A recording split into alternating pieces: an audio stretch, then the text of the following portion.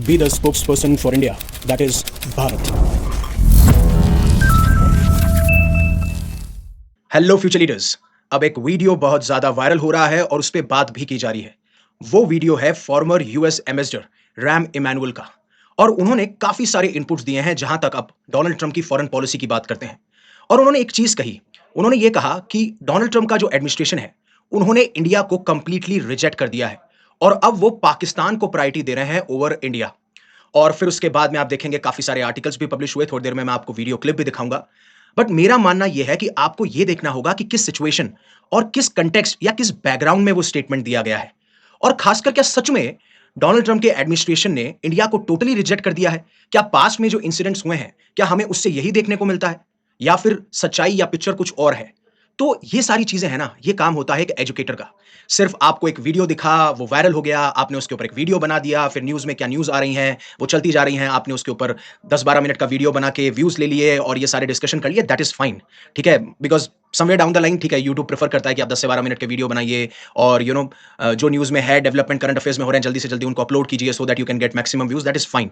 But आपकी ये responsibility है कि क्या वो स्टेटमेंट सच में रियलिटी को दर्शाता है या फिर उसके पीछे की पिक्चर कुछ और है? और मैं उसी बारे में बात करूंगा कि इन्होंने जिस कंटेक्स्ट में कहा है वो कंटेक्स्ट क्या है, और खासकर क्या टोटली इंडिया को रिजेक्ट कर दिया गया है। बट उससे पहले मैं आपको एक बार के लिए इनका वीडियो दिखाना चाहता हूं।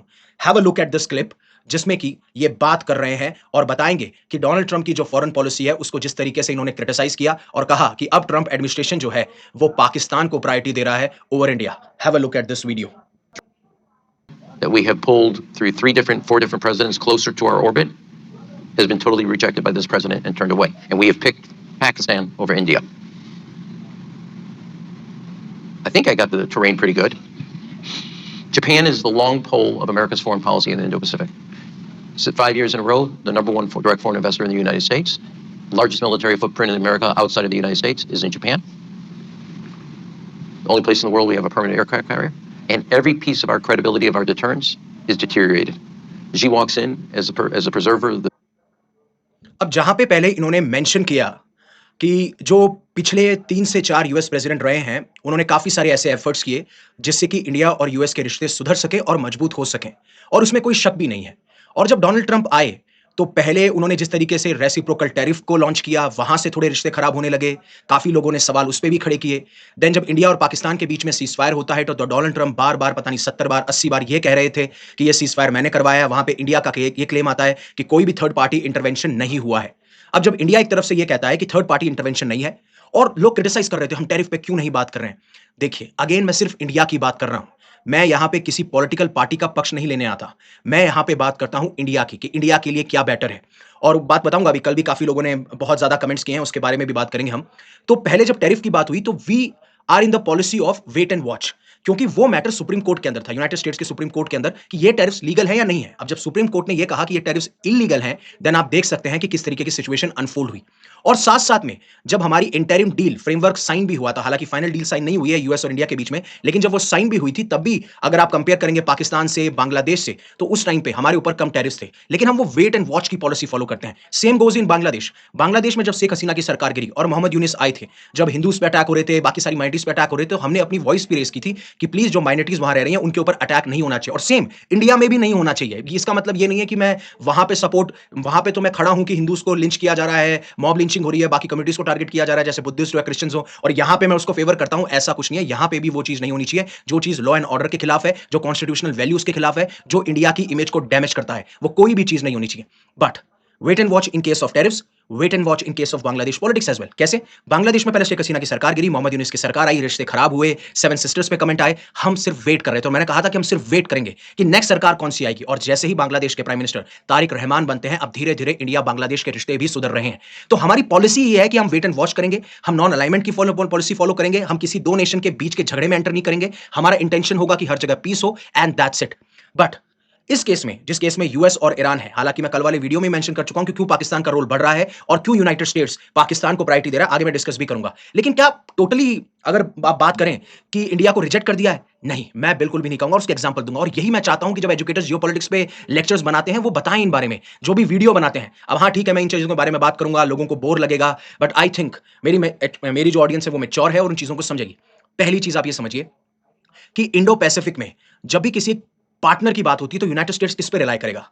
इंडिया के ऊपर ज्यादा रिलाय करने की कोशिश करेगा, ना खाली पाकिस्तान पे। आपको लगता है कि पाकिस्तान पे रिलाय करेगा तो वेट एंड वॉच, एक टाइम ऐसा भी आएगा जब चाइना खड़ा होगा, क्योंकि पाकिस्तान को सिर्फ इतना पता है कि मेरा फायदा कैसे होगा। अगर मान लीजिए यूएस और चाइना आने वाले टाइम पे साउथ चाइना सी में कोई कंफ्लिक्ट होता है या इंडो पैसिफिक में कोई कंफ्लिक्ट होता है, तो पाकिस्तान उस टाइम पे ये सोचेगा कि यूएस से जो फायदा मिल रहा है वो ले लेते हैं, चाइना से जो फायदा मिल रहा है वो ले लेते हैं, हमें कोई फर्क नहीं पड़ता। लेकिन अगर एक स्ट्रांग पार्टनर की जरूरत है तो यूएस चाहेगा कि इंडिया के साथ में वो एक पार्टनरशिप करे। चलिए मान लीजिए इंडिया उस टाइम पे भी यूएस और चाइना के कंफ्लिक्ट में एंटर नहीं करता, लेकिन वो पाकिस्तान की तरफ फायदा नहीं उठाएगा, पहली चीज।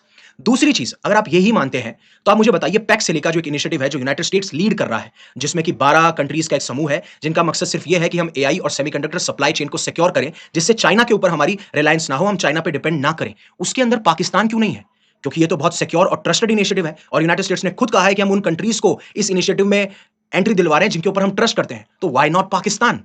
लेकिन इसके बारे में कोई एनालाइज नहीं करेगा, कोई इसके बारे में बात नहीं करेगा। तो अगर आप ये कह रहे हैं कि कंप्लीटली इंडिया को रिजेक्ट कर दिया है, नो ना ना, बिकॉज आने वाले टाइम पे हमारी इकोनॉमी भी ग्रो होगी। हाँ, हालांकि अभी रुपी डिप्रिसिएशन हो रहा है, हमारी जीडीपी नीचे गिर रही है, खासकर नॉमिनल जीडीपी, जिस जीडीपी में से जिस जीडीपी में आप इन्फ्लेशन को भी काउंट करते हैं, दैट इज नॉमिनल जीडीपी, और रियल जीडीपी जिसमें आप इन्फ्लेशन को एलिमिनेट करते हैं या डिडक्ट कर लेते हैं। So that is the scenario, और जो सिचुएशन है वो सिचुएशन है, और हमें हर एक सिचुएशन के लिए रेडी रहना पड़ेगा। कोई चैलेंज आता है तो उससे अपॉर्चुनिटी के तौर पे हम क्या सीख सकते हैं और आगे क्या कर सकते हैं, वो चीज हमें देखने को मिलेगी। तो खासकर आपको ये पिक्चर बिल्कुल क्लैरिफाई हो चुकी होगी। और जब कल मैंने ये वीडियो बनाया तो काफी लोगों के नीचे कमेंट्स आए। अब कमेंट्स किस तरीके से, काफी सारे लोग थे, एक अशर नूर करके थे, उन्होंने बोला, ओ भाईजान आपको तो शायद जलन हो रही है, इस्लामाबाद में टॉक्स हो रही है, मिर्ची इंडिया में लग रही है। पहली बात तो मैं अपने जितने भी व्यूअर्स होते हैं कोशिश ये करता हूं कि उनके जो भी कमेंट्स आए उनको पढूं और फिर रिप्लाई दूं, क्योंकि मेरे व्यूअर्स हैं, मुझे देख रहे हैं, तो I respect them, totally I respect them, whether they are giving me constructive criticism. But कई बार अगर मान लीजिए बाउंड्री भी क्रॉस हो गई तो again I will respect them, और फिर उसके बाद में उसी बाउंड्रीज के हिसाब से मैं जवाब देता हूं। फिर मैंने बोला कि सर, मैंने इसके बारे में, इस क्राइसिस के बारे में बात भी करी है कि तुम लोग फजूल की बकवासबाजी में लगे हो, थोड़ा इन क्राइसिस के बारे में बात करो। आप बताइए कौन से क्राइसिस के बारे में? यूएस ईरान के वॉर के बारे में बात कर रखी है। आप पाकिस्तान के क्राइसिस के बारे में क्यों नहीं बात करते, जहां पे वाटर की शॉर्टेज है, फूड की शॉर्टेज है, पाकिस्तान में डीजल और पेट्रोल के प्राइसेस बढ़ रहे हैं। अब आप ये कहेंगे कि सर ये तो यूएस ईरान वॉर की वजह से सिचुएशन तो बहुत ज्यादा खराब हो सकती है, तो then why are you depending upon IMF loan? फिर आप ये कहेंगे कि इंडिया ने भी तो आईएमएफ लोन लिया था। बिल्कुल लिया था, मैं ये कब कह रहा हूं कि आईएमएफ लोन नहीं लिया था, जब 1991 में बीओपी क्राइसिस नहीं हुआ। लेकिन उस लेसन से आप सीख के आगे जाके ये कोशिश करते हैं कि हम अपनी कंट्री को इतना ग्रो करेंगे जिससे कि हमें ऐसी सिचुएशन में ना आना पड़े। देखिए, अगर आप लोन वर्ल्ड बैंक से ले रहे होते किसी प्रोजेक्ट को डेवलप करने के लिए, दैट इज फाइन, लेकिन आपकी कितनी बार आपने लिया है? शायद 25 से या 30 अराउंड लोन के आपके इंस्टॉलमेंट्स चल रहे हैं, आपको वो रियलाइज नहीं हो रहा। आपके यहां पे पावर कट हो रही है, उसके बारे में आप बात नहीं कर रहे हैं। आपके यहां पे पेट्रोल, डीजल, हर एक इंडिविजुअल पाकिस्तानी सिटीजन सफर कर रहा है, आप उन क्राइसिस के बारे में बात नहीं कर रहे हैं। तो आप उनके बारे में बात कीजिए। और मैं नहीं चाहता हूं कि किसी भी कंट्री के सिटीजन सफर करें, बिकॉज एट द एंड उनके ऊपर फैमिलीज डिपेंड करती हैं, उनकी जान को खतरा है, उनके सर्वाइवल को खतरा है, उनके लाइवलीहुड को खतरा है। मुझे उससे कोई प्रॉब्लम नहीं है। लेकिन अगर आपके एडमिनिस्ट्रेशन में प्रॉब्लम है, आपके गवर्नमेंट में प्रॉब्लम है, और अगर वो मुझे अफेक्ट करता है, मेरे देश को अफेक्ट करता है, तो I will definitely talk about it, and you also need to talk about Pakistani crisis as well. मुझे कोई जलन नहीं है, अगर पीस होती है I will be more than happy, because India का साइड भी वही है। बट देखना तो ये होगा ना कि होगी कि नहीं होगी। एंड देन फिर उसके बाद में आप अध्यापक हैं, आपका फर्ज है स्टूडेंट को सही जानकारी देना, ना कि राइट विंग की चाटुकारिता करें। First of all, I have always mentioned, I am not aligned with any political party, I am here to be the spokesperson of India, that's it, खत्म, फुल स्टॉप, पीरियड। और उसके बाद में अगर आप चाटुकारिता की बात करते हैं तो पहली चीज मैंने यहां पे लिखा था, व्हेन इट कम्स टू चाटुकारिता, you can see how Pakistani PM and Asim Munir does that, they know it very well. मतलब स्टेज पे जाके वो डोनाल्ड ट्रंप को ये बोल रहे हैं, आप नहीं होते तो आप ये वॉर्स नहीं रुकती, आपको नोबेल पीस प्राइज मिलना चाहिए। Who started the US Iran war? Tell me, which is the one country? वो अकेला ऐसा कौन सा देश है जिसने न्यूक्लियर वेपन का इस्तेमाल किया? United states. आप उसके बारे में क्यों नहीं बात करते?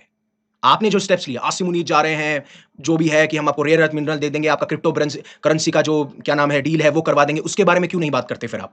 If you have that much hate towards India, then also become accountable for your nation. आप अपने नेशन की जवाबदेही भी लीजिए, आप अपनी सरकार से भी सवाल कीजिए, मुझे उससे कोई फर्क नहीं पड़ता। और आगे मैं बताऊंगा कि किस तरीके से इस कंटेक्स्ट में पाकिस्तान का जो राइज है वो बढ़ता हुआ जा रहा है, और अभी यूएस ईरान वॉर के अंदर कंडीशंस क्या है उससे पहले अन अकेडमी लेके आया all India UPSC prelims mock test. Description में आपको लिंक मिल जाएगा, एंड बिलीव मी, अगर आप 24 मई को प्रीलिम्स देने जा रहे हैं, आपको लगता है कि आपने बहुत मेहनत करी और सिविल सर्विस निकालना चाहते हैं, तो ऐसे मॉक टेस्ट दीजिए, आइडेंटिफाई कीजिए अपने स्ट्रेंथ और वीकनेसेस को, so that you can perform better in the civil services and then you can serve better in the civil services. अब आते हैं, जब मैंने बोला कि अभी आसिम मुनीर जो है ईरान में लैंड करें उनके डेलीगेशन में, जहां पे आपको पाकिस्तानी एडमिनिस्ट्रेशन से कोई नहीं देखने को मिलता है, खासकर सिविलियन एडमिनिस्ट्रेशन से, तो ये दर्शाता है पाकिस्तान के अंदर मिलिट्री रूल करता है, या मिलिट्री जो है उसके पास में ज्यादा डिसीजन मेकिंग की पावर है। अब इसमें गलत क्या है? आप सबको पता है, मुझे पता है और यही तो ट्रुथ रिवील हो रहा है हर जगह। और जो सिक्योरिटी प्रेसिडेंट और प्राइम मिनिस्टर को मिलनी चाहिए थी वो इनको मिलती है। आपने किसी भी नेशन और में देखा है, आप यूनाइटेड स्टेट्स का नाम ले लीजिए और जहां-जहां पे आपको मिलिट्री रूल देखने को मिलेगा, वहां-वहां पे मासेस सफर करेंगी। आप अफ्रीकन रीजन में जाके देख लीजिए कितने मिलिट्री कू होते हैं। आप एग्जांपल उठा के देख लीजिए। क्यों आज तक आपका एक प्राइम मिनिस्टर 5 साल नहीं सर्वाइव कर पाया? आप खुद एग्जांपल देख लीजिए। आप क्यों आज आईएमएफ लोन ले रहे हैं? आपके यहां पे बेसिक लाइवलीहुड के सवाल हैं, अनएम्प्लॉयमेंट बढ़ रहा है।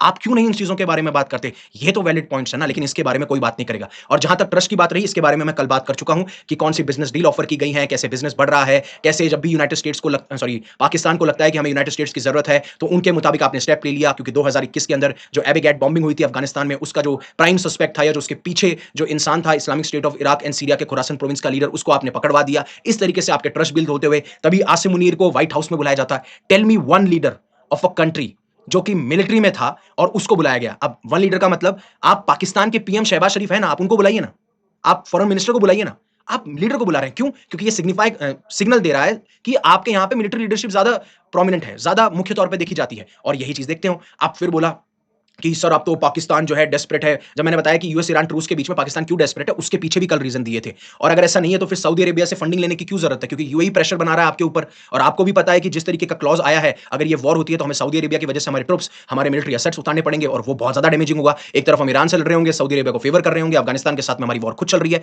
जो मैं कल मेंशन कर भी चुका हूं। लेकिन मिर्ची तो अभी भी आपको लग रही है। क्यों लग रही है? क्योंकि अभी इंडिया की पार्लियामेंट में एक डीलिमिटेशन बिल जो है वो टेबल किया गया है, उसको टेबल पे रखा गया है और उसके ऊपर डिबेट चल रही है। डिबेट यहां नहीं, डिबेट पाकिस्तान में भी चल रही है। पाकिस्तान कहता है कि ये जो बिल है ये प्रोवोकेटिव है, ये भड़काऊ है, ये इलीगल है। इलीगल तो आपका ऑक्यूपेशन है जो आपने इलीगली ऑक्यूपाई कर रखा है पीओके के अंदर, that is illegally occupied by Pakistan, right? और इस बिल से ऐसा क्या हो रहा है? अब देखिए मैं इसको थोड़ा सा ब्रीफली समझा देता हूं, हालांकि थोड़ा लेक्चर बड़ा हो जाएगा, but I will tell you कि इसमें हो क्या रहा है। अब फॉर एग्जांपल क्या होता है, इलेक्शंस के लिए हमारे कहां-कहां इलेक्शन होते हैं, जब हम रिप्रेजेंटेटिव चुनते हैं तो उसके लिए आपको कॉन्स्टिट्यूएंसीज देखने को मिलती हैं, जो आप निर्वाचन क्षेत्र या चुनाव क्षेत्र बोलते हैं। तो ये जो कॉन्स्टिट्यूएंसी है, राइट, जो निर्वाचन क्षेत्र है जहां पे लोग अपने वोट डालते हैं और वोट डालने के बाद में अपने रिप्रेजेंटेटिव्स को चुना जाता है। अब डीलिमिटेशन एक्सरसाइज में क्या होता है, हम पॉपुलेशन के बेसिस पे और रिप्रेजेंटेशन के बेसिस पे हम इसी जो निर्वाचन क्षेत्र है, चुनाव क्षेत्र है या जो आपकी कॉन्स्टिट्यूएंसी है, उसको या तो ड्रॉ करते हैं, मतलब बाउंड्री डिसाइड करते हैं, या रीड्रॉ करते हैं on the basis of population और रिप्रेजेंटेशन। और ऐसा हम पहले भी करते आए हैं। अगर आप जम्मू कश्मीर असेंबली में उठा के देखेंगे तो जो पाकिस्तान ऑक्यूपाइड कश्मीर है उसमें हम पहले चॉइस सीट्स रखा करते थे। हालांकि ये चॉइस सीट्स वेकेंट खाली रहती हैं क्योंकि वहां पे इलेक्शन नहीं करवाए जाते, क्योंकि अभी पाकिस्तान ने इलीगली ऑक्यूपाई कर रखा है। अब इस बिल के अंदर इंडिया ने क्या किया है, इंडिया ने बोला है कि आने वाले टाइम पे जिस दिन भी पीओके हमारे पास होगा, या पीओके हम वैसे देखिए ऑफिशियली इंटीग्रल पार्ट है इंडिया का, लेकिन अभी जो इलीगली इन्होंने ऑक्यूपाई कर रखा है उनके बाद में जब हमारे पास में आ जाएगा तब हम यहां पे इलेक्शंस करवाएंगे और उसके बेसिस पे हम रिड्रॉ करेंगे या ड्रॉ करेंगे ये बाउंड्रीज। और इसी के ऊपर कमेंट आता है पाकिस्तान की फॉरेन मिनिस्ट्री के स्पोक्सपर्सन का कि हां हमने मीडिया रिपोर्ट्स देखी हैं कि एक डिलिमिटेशन बिल को टेबल किया गया है, हम रिजेक्ट करते हैं जो इंडिया का सो कॉल्ड डिलिमिटेशन प्रोसेस है जम्मू कश्मीर में, चाहे से कोई भी प्रोविजंस हो आपके पीओके को लेके। तो यहां पे आपको प्रॉब्लम है, आप इलीगली जो कर रहे हैं उसके बारे में आप कभी बात नहीं करते। और जहां तक आप बात कर रहे हैं US Iran war peace deal की, तो मैं आपको एक चीज बता दूं, अभी तक डेट्स मेंशन नहीं हुई है, but you can see it with in 10 days. That is my prediction. उसके पीछे बताता हूं कि क्यों 10 दिन के अंदर आप वो डेट्स देख सकते हैं जिस तरीके के अभी इवेंट्स आपको आने वाले टाइम पे देखने को मिल रहे हैं। हाँ, प्रोबेबिलिटी यह है कि ये दोबारा से जो सेकंड राउंड ऑफ नेगोशिएशन होगा यूएस और ईरान के बीच में, ये आपको पाकिस्तान में ही देखने को मिलेगा। लेकिन अगेन, जैसे शशि थरूर ने कहा था कि पीस शुड बी सेलिब्रेटेड, ये कोई जीरो सम गेम नहीं है कि पाकिस्तान ने अगर पीस करा दिया तो इंडिया हारता है। ना ना ना, आपको ये समझना पड़ेगा, अगर हम भी पीस की साइड है और अगर ये पीस हो रहा है, यूएस ईरान वॉर रुक जाता है, जिसकी वजह से जो आज एलएनजी का, एलपीजी का या क्रूड ऑयल का प्रेशर है वो नीचे डिक्रीज होगा, तो हमारी इकोनॉमी जो जीडीपी है जो आज 7वें नंबर पे आ चुकी है वो शायद धीरे धीरे बढ़े, और जो रूपी डेप्रिशिएट कर रहा है वो भी उतना डेप्रिशिएट ना करे, और हम कुछ और मेजर्स भी लें जिससे इंडिया का ग्रोथ हो। एट द एंड हमें ग्रोथ देखनी है। क्यों चाइना कॉन्फ्लिक्ट से दूर रहता है? क्योंकि उसे पता है कि अगर आप इकोनॉमिकली, मिलिट्री वाइज हर एक तरीके से स्ट्रांग होंगे, देन आपकी इन्फ्लुएंस बढ़ेगी पूरे वर्ल्ड या क्या नाम है विश्व के अंदर, and then you will be called as super power. अगर आप किसी पे डिपेंड करते हैं, रिलाई कर रहे हैं, आपकी स्ट्रेटेजिक ऑटोनॉमी नहीं है, आप कभी भी आगे नहीं बढ़ सकते, आप फिर किसी ना किसी के टुकड़ों पे ही पलेंगे। ये फैक्ट बात है।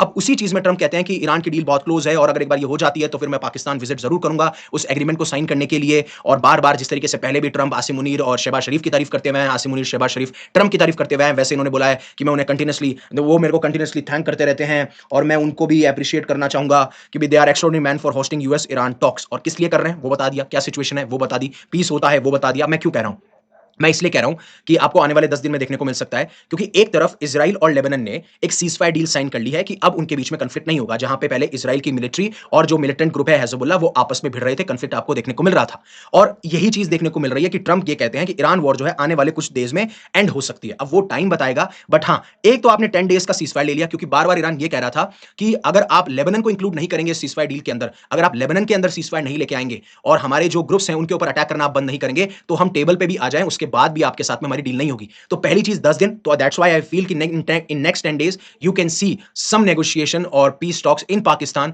इन द अपकमिंग नेक्स्ट 10 डेज। इसलिए मैं सारी चीज कह रहा हूं, और उस चीज को इंडिया ने भी वेलकम किया है कि we welcome every step toward peace, जो अभी इजराइल और लेबनान सीजफायर में देखने को मिला है। और खास बात आपको बता दूं कि इजराइल के जो डिफेंस मिनिस्टर है कार्ड्स, उन्होंने तो साफ साफ ये कह दिया है, हमारा मकसद वही है जो हमास को लेकर है, कि हम हमास को डिसआर्म करना चाहते हैं, उनके पास में वेपन्स नहीं होने चाहिए, सेम हिजबुल्लाह के पास वेपन नहीं होने चाहिए, और जो अभी हमने पोस्ट होल्ड कर रखी है लेबनान के अंदर, हम उससे विड्रॉ नहीं करेंगे, हम उसको गिव अप नहीं करेंगे। अभी हम सिर्फ सीजफायर वाली सिचुएशन में जहां हम अटैक नहीं करेंगे। लेकिन वहीं पे साफ साफ लेबनान आर्मी ये कहती है कि इजराइल दोबारा से वायलेशन का सीजफायर कर रहा है, इजराइल ये एक्यूजेशन लगाता है कि हिजबुल्लाह हमारे पे अभी भी अटैक कर रहा है, और वहीं पे ट्रंप कहते हैं कि ईरान जो है मान चुका है कि जो एनरिच्ड यूरेनियम है उसको हैंडओवर कर देगा, और इसी तरीके से वो हर एक चीज पे मान चुके हैं, और आपको आने वाले हफ्तों में ये वॉर एंड होती हुई दिखेगी।